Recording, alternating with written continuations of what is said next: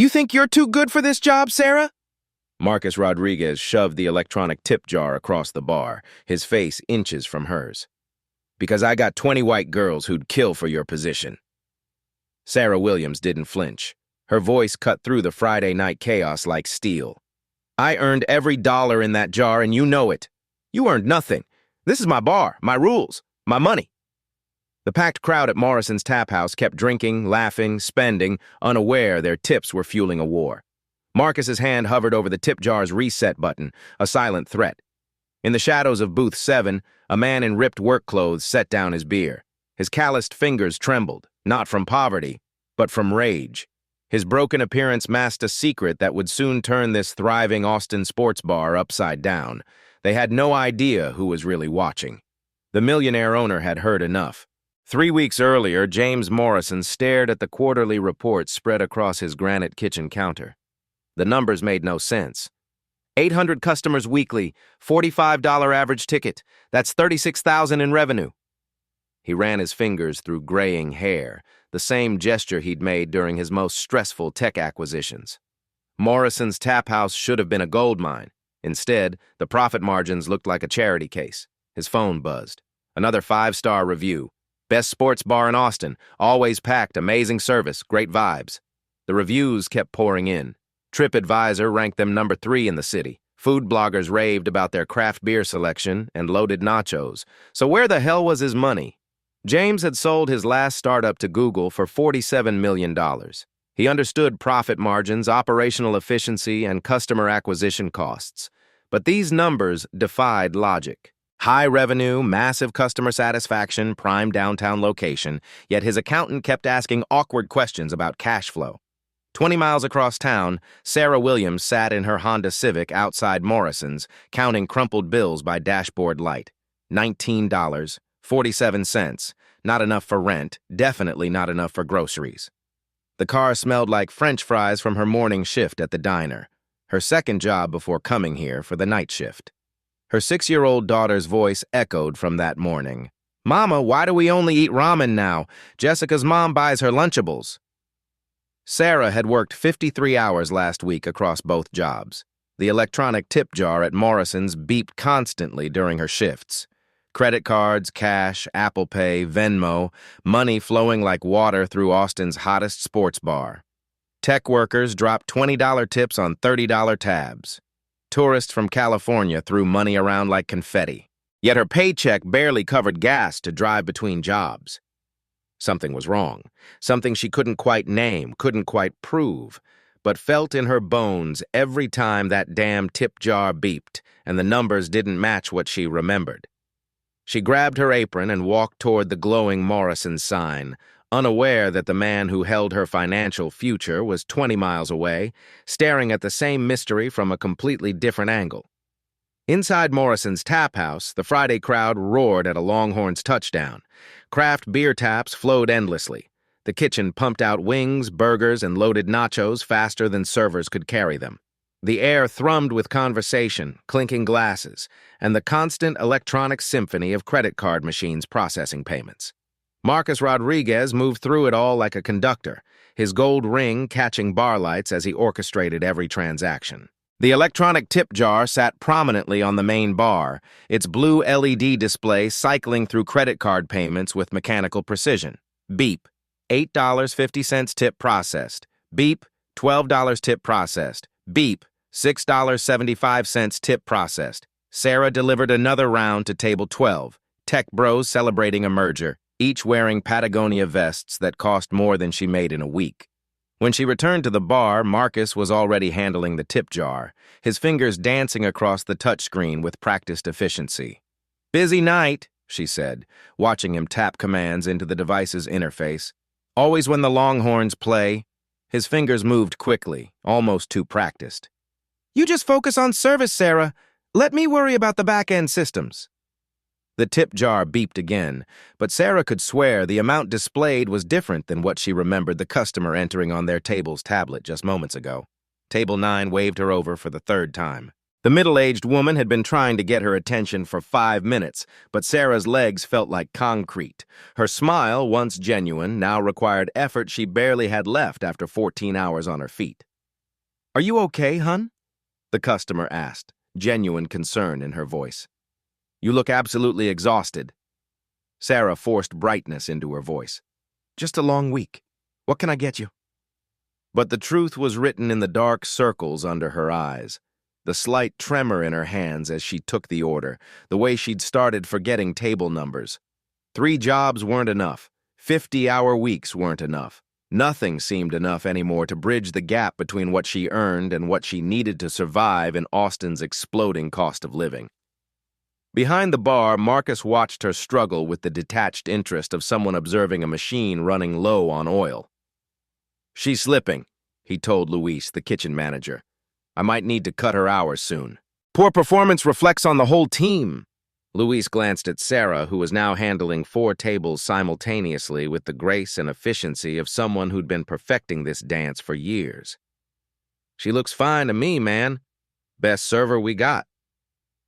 You don't see what I see, Marcus said, his hand resting possessively on the tip jar like a spider guarding its web. Trust me on this one.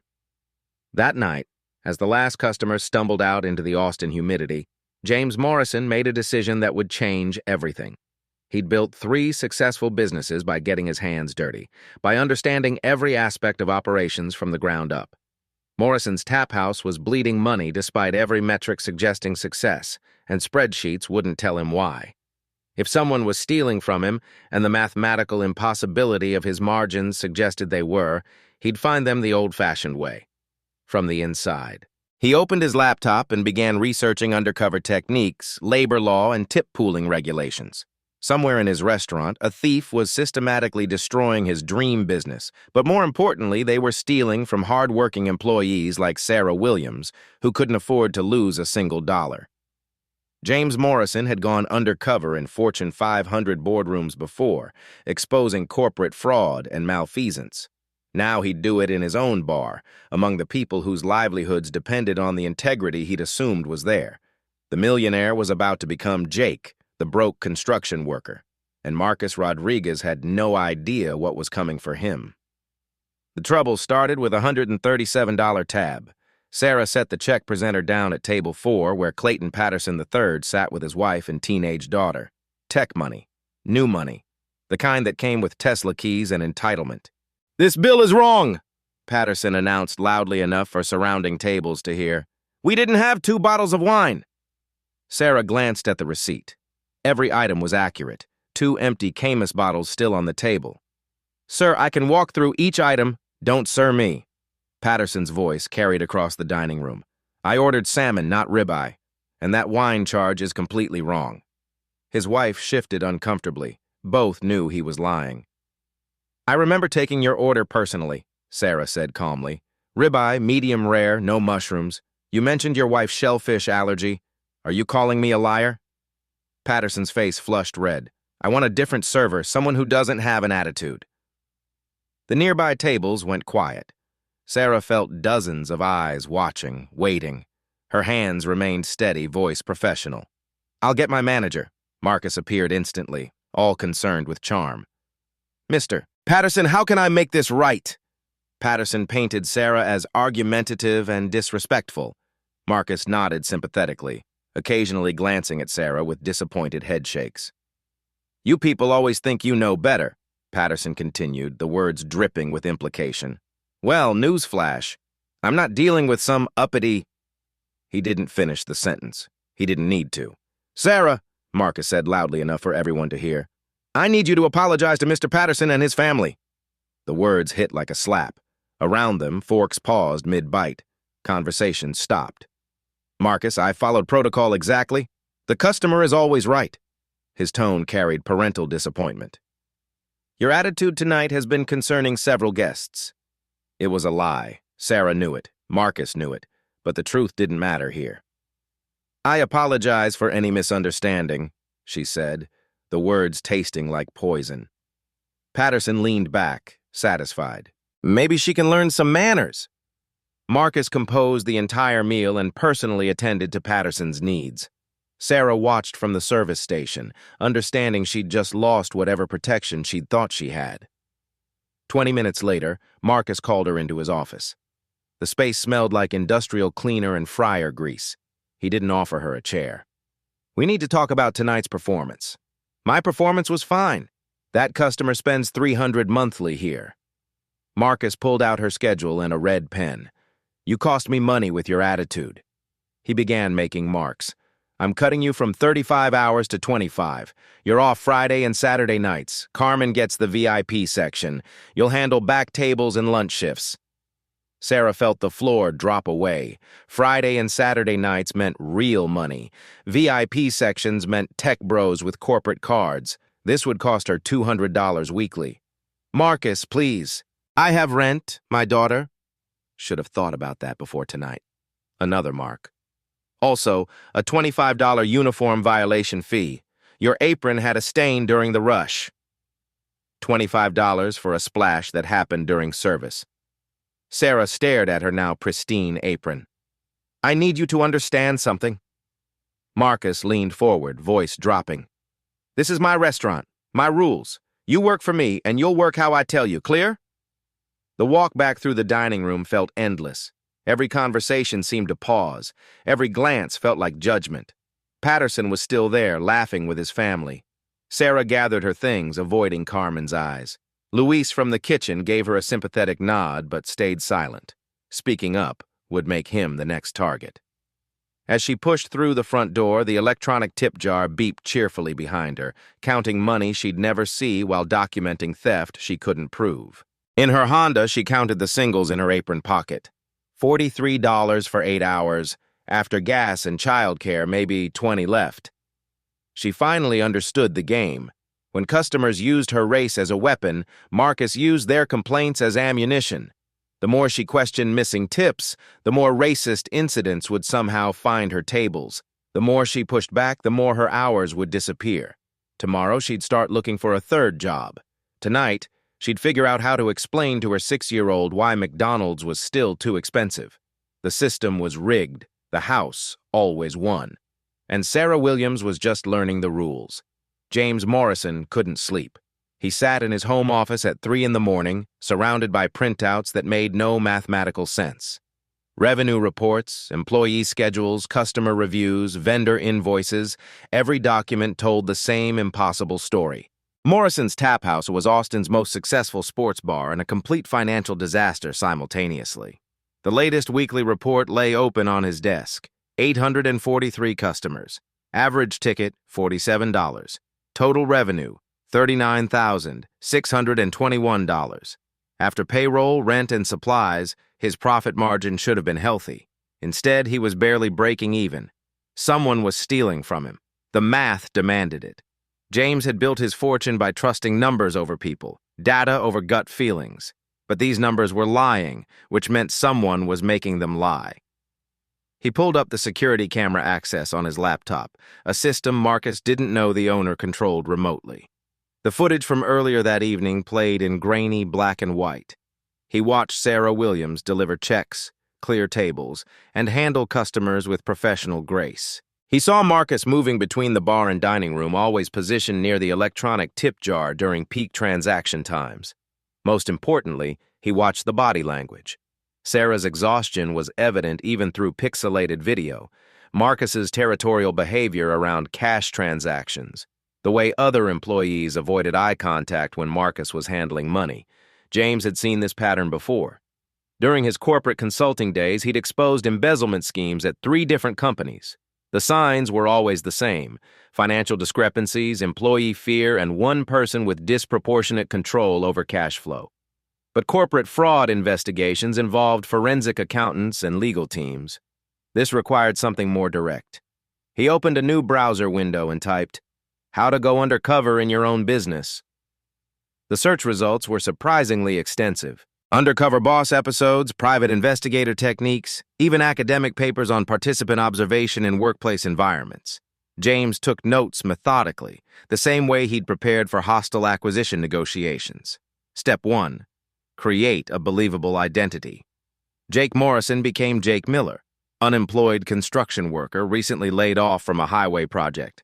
Cash poor, time rich, the kind of guy who nursed one beer for 3 hours while watching ESPN. Step 2. Physical transformation. James drove to Goodwill the next morning, selecting worn work boots, faded Carhartt pants, and a flannel shirt with honest-to-God paint stains. The clerk looked confused when he paid with a black Amex for $12 worth of used clothes. Back home, he practiced the persona in his bathroom mirror. Slouched posture, tired eyes, the careful way a broken man moved through expensive spaces. He'd grown up working construction summers during college. The muscle memory was still there. Step 3. Backstory development. Jake Miller lived in a studio apartment near Riverside. Divorced, no kids, drinking problem mostly under control, looking for work but not too hard. The kind of customer who made staff uncomfortable but management tolerated during slow periods. James called his accountant and requested daily revenue reports for the next month. Any discrepancies would be easier to spot with real-time data. He researched Texas labor laws, tip pooling regulations, and employee protection statutes. If someone was stealing from his workers, he wanted to understand every legal avenue available. The final step was hardest: staying away from Morrison's for 48 hours while his new identity took shape. He needed facial hair growth, deeper exhaustion in his eyes, the subtle physical changes that would make Jake Miller believable.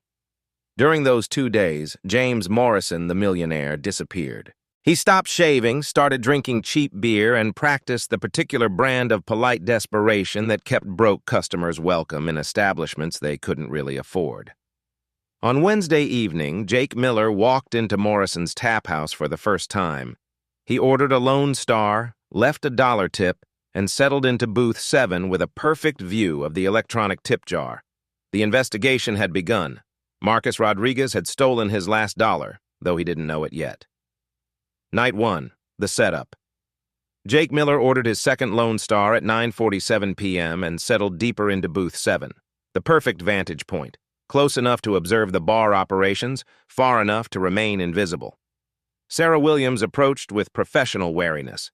Broke customers meant small tips, but they still deserved service. "Another round?" she asked, noticing his nearly empty bottle. "Yeah, thanks." Jake's voice carried the careful politeness of someone who couldn't afford an attitude. "Busy night." "Always when the Longhorns play." Sarah's smile was genuine but tired. "You watching the game?" "Not really. Just needed somewhere to sit for a while." She understood immediately. Austin was full of people between jobs, between apartments, between better circumstances. Sarah brought the beer without judgment. At the bar, Marcus handled the electronic tip jar with practiced efficiency. Each credit card tip generated a soft beep, followed by quick finger movements across the touchscreen. Jake watched the pattern repeat dozens of times throughout the evening. Beep, the display shows $8.50. Marcus's fingers dance. Display changes to $6.20. Beep, display shows $12. Quick manipulation. Display shows $8.40. The skimming was systematic, professional, and nearly invisible unless you knew to watch for it. Night 2, building trust. Jake returned Thursday evening, claiming the same booth. Sarah remembered him, the polite, broke guy who tipped what he could and didn't cause problems. "Lone Star again? Please. And could I get some of those free peanuts?" The request carried careful embarrassment, the pride-swallowing reality of stretching every dollar. Sarah brought a full bowl without comment. "The kitchen's about to close, but I could ask Luis for some leftover wings if you want." The kindness was small but genuine. Jake accepted gratefully, understanding that Sarah was sharing scarce resources with someone she perceived as worse off than herself. While she worked her section, Jake observed Marcus's operation more closely. The assistant manager positioned himself strategically during rush periods, always within reach of the tip jar when credit cards were processed. His timing was precise. Manipulations happened during peak noise when beeps would blend into background chaos. More disturbing was Marcus's treatment of staff. White servers like Carmen received friendly guidance when they made mistakes. Sarah's errors, and Jake saw none that night, prompted sharp corrections delivered with audience awareness. "Sarah, table 6 is still waiting for refills," Marcus announced during a busy rush. "Customer service means anticipating needs." Table 6 had full drinks. Jake had been watching. Night 3, pattern recognition. Friday night brought the weekend crowd, tech workers, tourists, college students with daddy's credit card. Sarah's section was consistently the busiest, her tips theoretically the highest. Jake watched Marcus assign her the most difficult customers almost exclusively.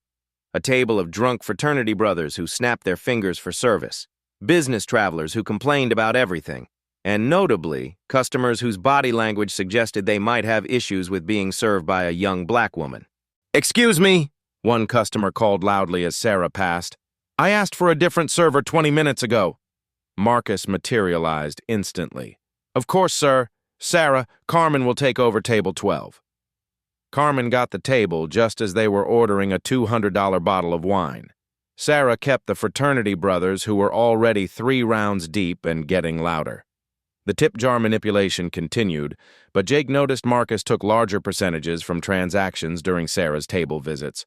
When Carmen processed credit cards, Marcus skimmed roughly 30%. When Sarah's customers paid, the theft increased to 40% or more. "Targeting her specifically," Jake muttered, understanding the deliberate cruelty of it. After the rush died down, Sarah approached his booth with coffee she'd bought herself. "You look like you could use this," she said quietly. "I can't pay for—" "On the house." She sat across from him for just a moment, stealing a rare break. "You seem like you're going through something." Jake nodded, staying in character. "I lost my construction job last month, still figuring things out." "I'm sorry, that's really hard." They sat in comfortable silence until Marcus's voice cut across the dining room. "Sarah, table 14 needs attention." She was gone immediately, leaving Jake with coffee and the growing certainty that he was watching more than theft. He was witnessing systematic psychological abuse, designed to silence the one employee smart enough to notice financial discrepancies. Night 4, the mechanism. Saturday brought the biggest crowds and the most brazen theft. Jake positioned himself to observe the tip jar's display more clearly, confirming his suspicions about the manipulation mechanism. Marcus had programmed manager override codes that let him adjust tip amounts after processing. The electronic system showed customers their selected tip amounts, but Marcus could alter the final distribution with a few keystrokes. The restaurant's copy showed the reduced amounts. The customer's receipt showed the original tip. Brilliant, Jake admitted grudgingly, and completely illegal. The thefts weren't random. Marcus targeted busy periods when staff couldn't monitor individual transactions, focusing on customers who paid quickly and left immediately. Tourist tables were particularly lucrative. They'd never return to question discrepancies, but the racist targeting of Sarah was becoming undeniable. During a quiet moment, Jake overheard Marcus talking to Luis, the kitchen manager. "The black girl's getting suspicious," Marcus said quietly. "Keep her busy with extra side work. Tired people don't ask questions." Luis looked uncomfortable but nodded. Jake understood the dynamic. Luis was undocumented, couldn't risk his job by challenging management. Throughout the evening, Sarah worked twice as hard as other servers for systematically smaller returns. When she questioned an obviously incorrect tip total at the end of her shift, Marcus's response was swift and public. "Sarah, you need to trust the system instead of creating problems. Are you saying our equipment is wrong?" The question was a trap. Challenging the tip jar meant questioning Marcus's integrity, which meant questioning management, which meant putting her job at risk. Sarah backed down, but Jake saw the frustration in her eyes. Night 5, the breaking point. Sunday evening was slower, which made the conversations clearer and the theft more obvious. Jake had been coming for 5 straight nights, establishing himself as part of the furniture, the harmless broke guy who nursed beers and caused no trouble. Sarah approached his booth near closing time, exhaustion written in every movement. "Long week?" Jake asked gently. "Try to live a long life." She glanced around, confirming Marcus was in the kitchen, then sat down heavily. "Can I ask you something?" "Sure." "Do I seem like a difficult person to you? Like someone with an attitude problem?" Jake studied her carefully. "You've been nothing but kind to me. Professional with everyone else. Why?" Sarah's composure cracked slightly. "Because my manager keeps telling me I have attitude issues, but I can't figure out what I'm doing wrong. I work harder than anyone here. I know this job inside and out, but somehow everything's always my fault." "Maybe it's not about you," Jake suggested carefully. "Maybe it's about control." The words hung between them. Sarah looked around again, then leaned forward slightly. "You want to know the truth?" Her voice dropped to barely above a whisper. I work 50 hours a week and take home $320 because he steals our tips. But I can't complain because every time I question anything, he finds some racist customer to humiliate me with. I'm a black woman with bills to pay. Who's going to believe me over the smooth-talking manager? Jake's hands tightened around his beer bottle. What do you mean, steal your tips? That thing, Sarah nodded toward the electronic tip jar, beeps all night long. Credit cards, cash additions, Apple Pay, money flows constantly, but my tip total never matches what I should be making. I'm good at math. I had 2 years at UT Business School before I had to drop out when I got pregnant. The numbers don't add up. She paused, checking again for Marcus. But here's the real sick part. When I first started asking questions about missing money, suddenly I'm getting all the racist customers. The ones who snap their fingers, use coded language, make comments about my attitude, and Marcus always sides with them. Always. Why? Jake asked, though he already knew. Because it gives him cover. Every time I complain about theft, he can point to customer complaints about my service issues. I become the problem employee instead of the one noticing problems. Perfect system. Tears threatened at the corners of her eyes. My daughter asked why we only eat ramen now. How do you tell a 6-year-old that mommy's boss steals her future? Jake felt rage building in his chest, cold, calculating fury at the systematic destruction of a hard-working woman's life. Have you documented any of this? What's the point? He controls the schedules, the tip jar, the customer assignments. I'm one complaint away from losing this job, and I can't afford to lose it. Sarah wiped her eyes quickly. Sorry, I shouldn't be dumping this on you. Don't apologize, you're being robbed. Yeah, well, proving it is another thing entirely. As Sarah walked away to finish her closing duties, Jake Miller made his final observations of the night. Marcus emerged from the kitchen and immediately went to the tip jar for the nightly cash out. His movements were practiced, efficient, the behavior of someone who'd been stealing successfully for months. The electronic tip jar beeped one last time as Marcus processed the final credit card tip of the evening. Jake watched him skim 30%, then pocket the cash before recording the reduced amount in the register. Tomorrow, Jake Miller will disappear forever.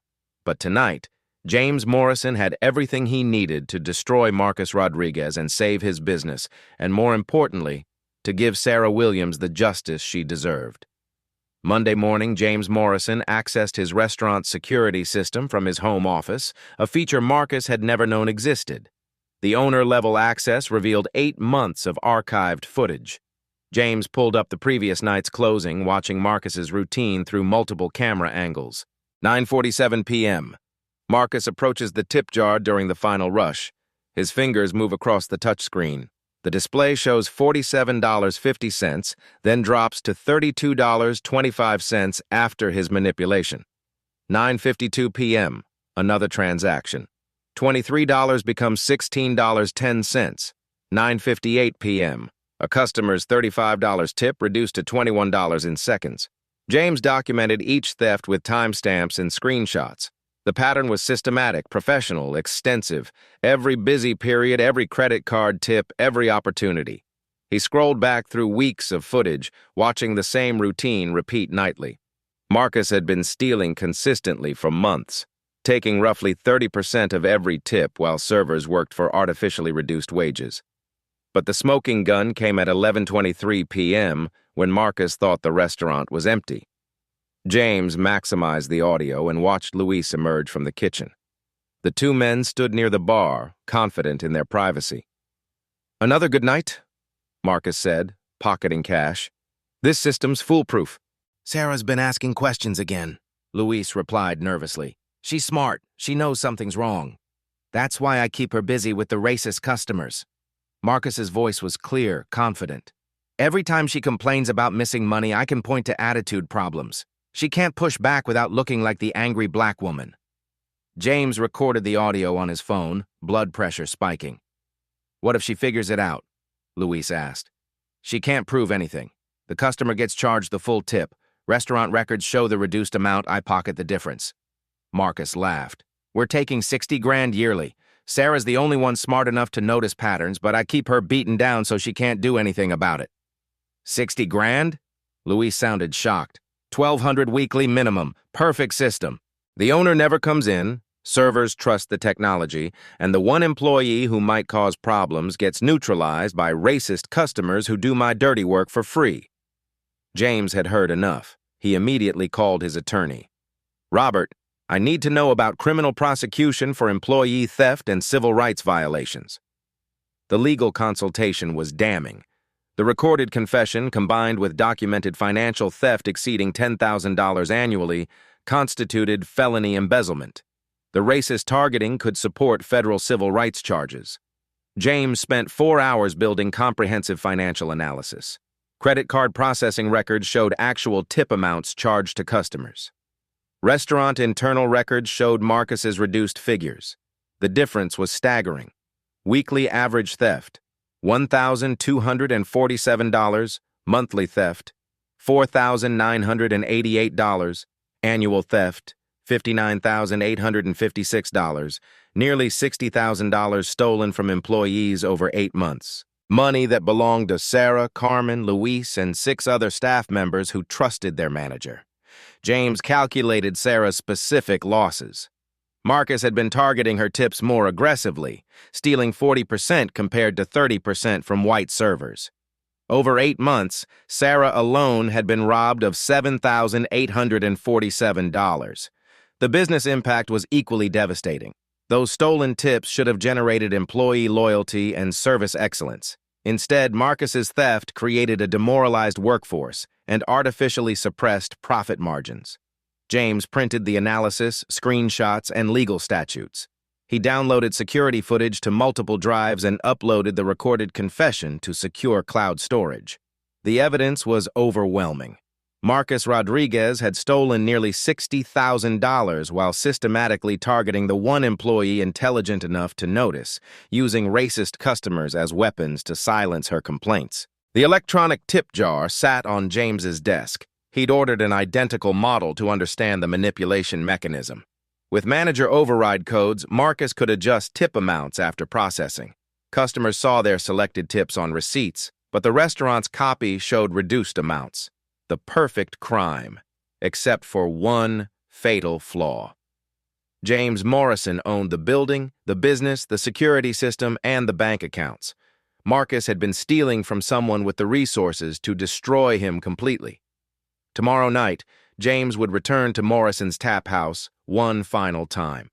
Not as Jake Miller, the broke construction worker, but as James Morrison, the millionaire owner who just caught his assistant manager committing felony theft. Marcus thought he had the perfect system. He was about to discover that perfection attracted the attention of people with more power than you could imagine. The smoking gun was loaded. Tomorrow, James would pull the trigger. Friday night, 9:15 p.m. Morrison's tap house was packed to capacity. James Morrison walked through the front door clean-shaven, wearing a tailored shirt that cost more than most customers' weekly paychecks. The hostess didn't recognize the owner she'd never met. "I need to speak with Marcus Rodriguez," James said. "Tell him James Morrison is here." She hurried toward the kitchen. James positioned himself beside the electronic tip jar, centerpiece of months of systematic theft. Marcus emerged confused, extending his hand with practiced charm. "Mr. Morrison, I wasn't expecting—" "I bet you weren't." James ignored the handshake. "Ladies and gentlemen, could I have everyone's attention?" Conversations died. The silence felt electric. Marcus paled. "Sir, maybe we should discuss this privately." "No, everyone here deserves to hear this." James's voice carried across the packed restaurant. "My name is James Morrison. I own this restaurant. And Marcus Rodriguez has been stealing from every employee here for 8 months. "That's insane," Marcus sputtered. "I don't know what you think you've discovered." James played the recorded audio through the sound system. Marcus's voice filled the restaurant. "We're taking 60 grand yearly fees. Sarah's the only one smart enough to notice patterns, but I keep her beaten down so she can't do anything about it." Gasps rippled through the crowd. Staff members stared in shock. Sarah stood frozen beside table 12, her face cycling through disbelief and vindication. $1,200 weekly, James announced. "Stolen through manager override codes on this tip jar." He gestured toward Sarah. But Sarah Williams was targeted specifically because she was smart enough to notice. "You don't understand the context," Marcus tried. "The context," James cut him off, is using racist customers to silence the one employee who could expose you. He played another clip. Every time she complains about missing money, I can point to attitude problems. She can't push back without looking like the angry black woman. The crowd's mood shifted to disgust. Phones appeared, recording everything. Sarah pressed her hand to her mouth, tears of relief streaming down her face. "This is taken out of context," Marcus said desperately. "She's been having performance issues." "Performance issues?" James's voice turned sharp. "Sarah has the highest customer satisfaction ratings here. She's also been robbed of $7,800 because you targeted her specifically." He addressed the crowd directly. "Your tips, money intended to reward excellent service, have been systematically stolen by management." Carmen spoke up from across the room. "Is that why our tip totals never matched what we expected?" "Exactly. Marcus programmed the system to show customers their selected tips on receipts, but recorded smaller amounts for distribution." Marcus made one last desperate play. "You can't prove any of this. I can prove all of it." James pulled out a tablet showing security footage of Marcus manipulating the tip jar.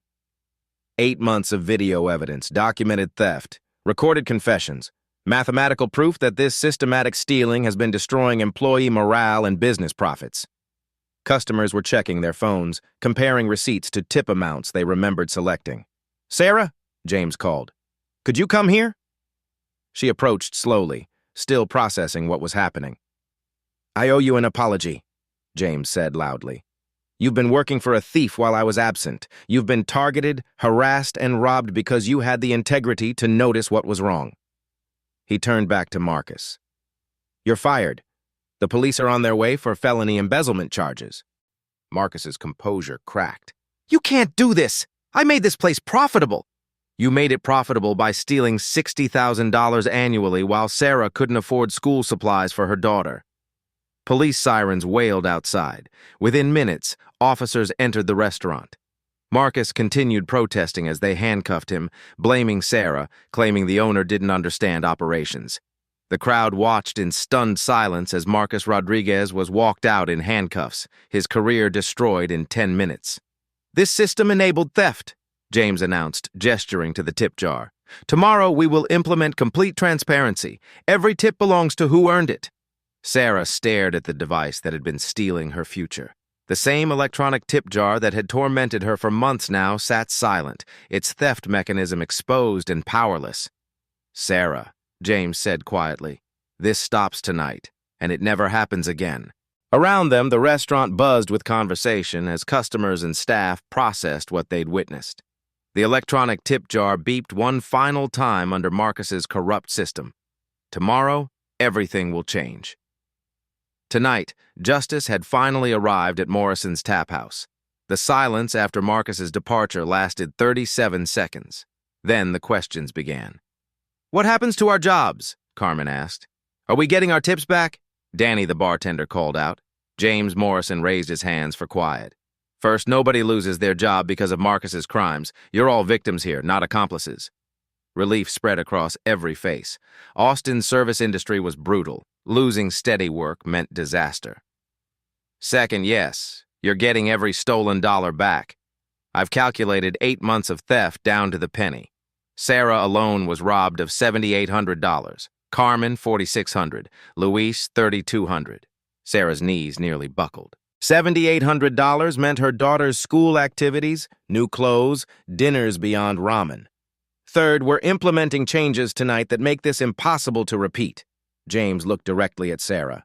"I've spent 5 days watching you work. You handle difficult customers with grace, protect newer staff from harassment, and maintain professional standards under impossible pressure. You also have business education and mathematical skills to spot irregularities." He paused.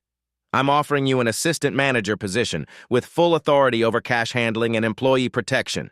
Will you accept?" The restaurant erupted in applause. Carmen whooped. Luis started chanting "Sarah" until everyone joined. "Yes," Sarah said, tears streaming. "I accept." James pulled out his phone. "Robert, new tip system installed tomorrow morning. Complete transparency, real-time tracking, no manager override capabilities. Yes, Saturday. The triple rate is fine." He hung up and addressed the crowd. By tomorrow evening, we'll have technology showing every tip in real time. What you earn is what you keep.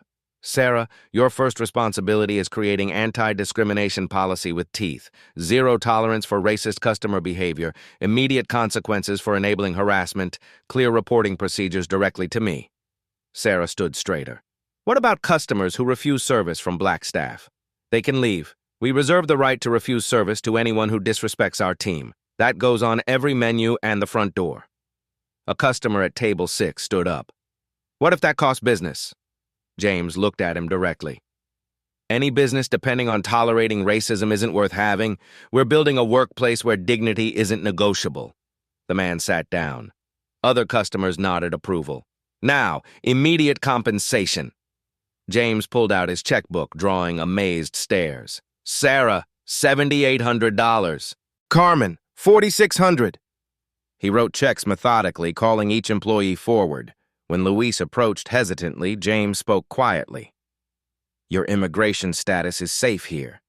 You were coerced into silence. That ends now.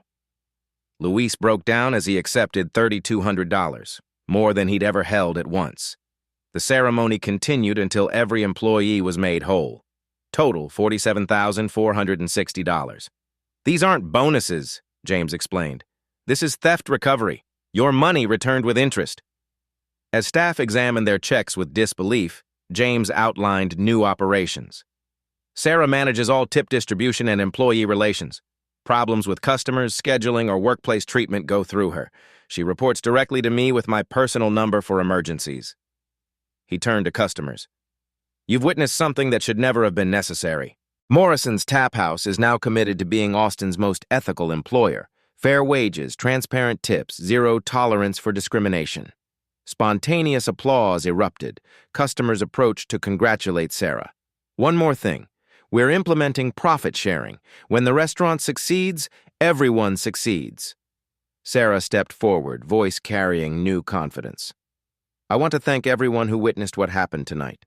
Change doesn't happen in isolation. It happens when good people refuse to stay silent about injustice. She looked at the electronic tip jar. This device was used to steal our dignity along with our money.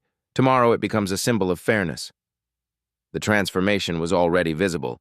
The staff stood taller, spoke freely, moved with the confidence of people whose worth was recognized. As the evening wound down, James and Sarah established new procedures, reporting mechanisms, and planned training on Sarah's anti-discrimination policies. Thank you, Sarah said quietly, for believing me when I couldn't believe myself. Thank you for noticing what was wrong and having the courage to speak the truth to exactly the right person. Around them, staff and customers buzzed with energy from witnessing justice in action. The electronic tip jar sat silent, its theft mechanism disabled forever. We're posting the new policies Monday, Sarah announced to the remaining staff. Customer conduct standards, transparent tip distribution, employee protection procedures. Anyone who disrespects our team gets one warning, then permanent ban. Carmen raised her hand. What about scheduling fairness? Algorithm-based rotation, Sarah replied confidently. No favoritism, no punishment shifts, equal access to primetime earnings. Luis emerged from the kitchen with tears in his eyes. I can send money to my family in Mexico now. Real money. That's what honest work should provide, James said. Dignity, fair compensation, and hope for the future. The last customers began leaving, many stopping to shake Sarah's hand and promise they'd return to support the changes. Word would spread quickly through Austin's tight-knit service community. By midnight, Morrison's Tap House was empty except for James and Sarah, planning the revolution that would begin tomorrow. New technology, new policies, new leadership, all centered on the radical concept that every worker deserved respect. The electronic tip jar beeped one final time as the old system shut down. Tomorrow it will be replaced by transparency, accountability, and justice. The theft was over. The transformation had begun. 3 weeks later, Morrison's Tap House felt like a completely different restaurant. Sarah Williams stood in the break room she'd redesigned. Comfortable chairs, good coffee, and a bulletin board where staff could post schedules without management interference. Team meeting, she announced, her tone collaborative. The new tip system is working perfectly. Everyone's weekly totals are up 40%. Carmen raised her hand. I made more in 3 weeks than 2 months under Marcus. Murmurs of agreement filled the room. The transparent tip display had transformed everything. Customers saw real-time distribution, staff knew their exact earnings, and the psychological weight of constant suspicion had lifted. "Luis, how's the kitchen feeling?" Sarah asked. Luis smiled genuinely. "Good, really good. No more fear. We can focus on making great food instead of worrying about saying wrong things." "We've had 3 food bloggers review us this month," Sarah continued. All mentioned the positive energy. Turns out when staff aren't being robbed, customer experience improves. Danny, the bartender, spoke up. "Table 7 asked what changed. Said the whole vibe felt different. I told them we got management that respects employees." Sarah nodded. Customer conduct policy update. 2 inappropriate incidents this week. Both were handled immediately. One apologized and adjusted behavior. The other was permanently banned. "How did Mr. Morrison react?" Carmen asked. "Complete support. He texted yesterday. You're handling everything perfectly. The numbers prove you're building something special." The room buzzed with satisfaction. Having supportive leadership still felt miraculous. "Personal updates," Sarah said softly. "Good news to share?" Carmen raised her hand. "Paid off credit card debt. For the first time in 3 years, I'm not drowning." Applause erupted. "Luis, my daughter starts college in fall. With back pay and steady tips, we can afford dorm costs." More emotional applause. Luis wiped his eyes. "Danny?" "Moving to my own place next month. Never thought I'd afford Austin rent on service wages." Sarah felt warmth spreading through her chest. "My daughter Keisha starts piano lessons Saturday. She's been asking for 2 years." She gestured around. "Now we can afford dreams, not just survival." The door opened. James Morrison entered carrying coffee and tacos from outside. "Don't mind me," he said, setting everything down. "Sarah, excellent work on scheduling rotation. Fair access to high-tip shifts and customer satisfaction scores are Morrison's highest ever." "Team effort," Sarah replied proudly. James addressed the group. "Profit sharing starts next month. When Morrison's does well, you do well. This quarter's numbers suggest a very good first payout." Excitement was palpable. Their improved service would directly benefit them. "One more thing. Sarah, your daughter's welcome here after school. Luis set up a homework station during slow periods." Sarah's eyes filled with tears. "You don't have to." "We're a team. Teams support each other. Besides, maybe Keisha will study business and run this place someday." As the meeting ended, staff dispersed with energy missing for months. The new transparent tip display beeped cheerfully as lunch crowds arrived. Sarah watched her team work. Genuine smiles, collaborative problem-solving, mutual protection. Carmen trained new servers patiently. Danny sharing bartending techniques. Luis teaches knife skills while encouraging creativity. At 3:47 p.m., Keisha Williams walked through the front door wearing her backpack and bright smile. "Mom, I got the highest grade on my math test." "That's wonderful, baby." Sarah hugged her daughter openly, no longer worried about appearing unprofessional for showing maternal love. Keisha settled into her homework corner with crackers and juice Luis prepared. Customers smiled watching the domestic scene, understanding they were witnessing something special, a workplace where humanity was celebrated. Sarah caught her reflection in the bar mirror. The exhausted, fearful woman from a month ago was gone. In her place stood someone confident, respected, surrounded by people who valued her contributions. The electronic display beeped as another tip was processed and immediately distributed. The sound that once triggered anxiety now represented fairness, transparency, and hope. Morrison's Tap House had become more than a restaurant. It was a community where dignity wasn't negotiable, and everyone's success lifted everyone else. The transformation was complete, not just in policies and procedures, but in the fundamental humanity of how people treated each other. 6 months later, Morrison's Tap House had a waiting list every weekend. Sarah Williams stood behind the bar during Saturday rush, watching her team work with genuine enthusiasm that drew customers back repeatedly. The Yelp reviews told the story. Amazing energy. Staff actually seems happy. You can feel the positive culture. The electronic tip display showed $347. 82 distributed that evening alone, every penny going exactly where customers intended. The device that once enabled theft now symbolized transparency. "Mom, I finished homework," Keisha called from her corner table. At 7, she was already helping newer staff with math, inheriting her mother's head for numbers and fairness. James Morrison approached with quarterly reports. Profit margins up 37%, employee turnover 0, customer satisfaction highest in Austin. "More importantly," Sarah replied, "nobody's afraid to come to work anymore." The transformation extended beyond metrics. Carmen was enrolled in business classes. Luis had proudly introduced "my manager Sarah" to his extended family. Danny was planning his own bar using Morrison's as his ethical model. Word had spread through Austin's service industry. Other restaurants were quietly asking Sarah for advice on transparent tip systems and anti-discrimination policies. The revolution was expanding. "There's something I want you to see," James said, showing his phone. The screen displayed a local news story. "Austin restaurant leads industry change in employee protection." Sarah smiled, then turned serious. "This shouldn't be newsworthy. Treating employees fairly should be standard." "Maybe now it will be," James replied. As evening wound down, Sarah spoke directly to viewers who might recognize their own struggles. "If you're working somewhere that doesn't respect your worth, whether it's stolen wages, discrimination, or both, document everything. Keep records, find allies, know your rights. You deserve better than survival wages and workplace abuse." She paused, glancing at the transparent tip display. "Don't let anyone steal your dignity or your future. Speak up. Change is possible when we stop accepting the unacceptable. Your voice matters more than you know." The electronic tip jar beeped softly as the last transaction processed, its sound no longer a threat but a promise. That honest work deserved honest pay, and justice was possible for anyone brave enough to demand it.